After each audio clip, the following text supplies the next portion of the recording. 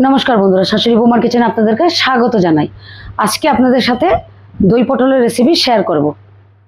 আমি দেখুন পটল কেটে নিয়েছি, আমি এভাবে অল্প দা দিয়ে চিড়ে নিয়েছি। এখানে টক দই নিয়েছি, কাজু নিয়েছি। এখন আমি পটলগুলোকে নুন হলুদ মাখিয়ে ভেজে তুলে নেব। সর্ষের তেল দিয়ে দিলাম, অল্প নুন দিয়ে দিলাম,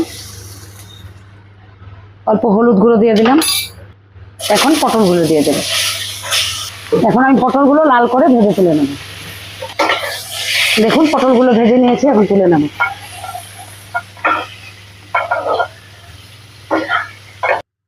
পটল ভাজার তেলে তেল দিয়ে দিলাম, সর্ষের তেল,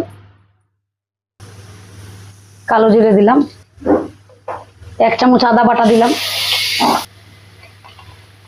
অল্প হলুদ গুঁড়ো দিয়ে দিলাম, অল্প লাল লঙ্কা গুঁড়ো দিয়ে দিলাম, অল্প জল দিয়ে দিলাম। জল না দিলে মশলাটা পুরা লেগে যাবে। 1 চিমটে নুন দিয়ে আমি দইটাকে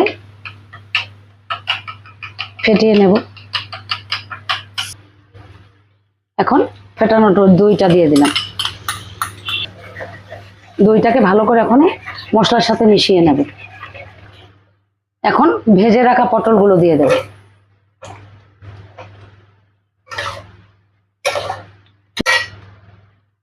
আস্ত 4-5টা কাঁচা লঙ্কা আর নুনটা দিয়ে দেব। পরিমাণ মতো নুনটা দিয়ে দিলাম। কাজু বাটাটা আমি আরো 5-10 মিনিট পরে দেব, এখন দেব না। দেখুন আমি কাজুটা পেস্ট করে নিয়েছি, এখন কাজুটা দিয়ে দেব। মিক্সিটা ধুয়ে অল্প জলও দিয়ে দেব। মিক্সিটা ধুয়ে অল্প জল দিয়ে দিলাম।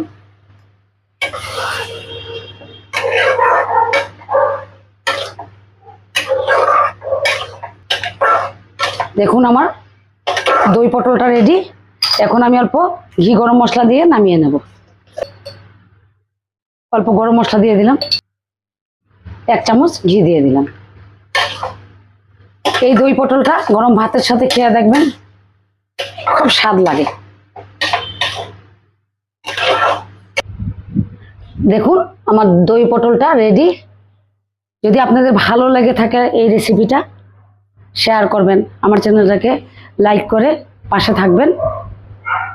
আর আপনারা এটা বাড়িতে বানিয়ে খেয়ে দেখবেন, অসাধারণ লাগে গরম ভাতের সাথে।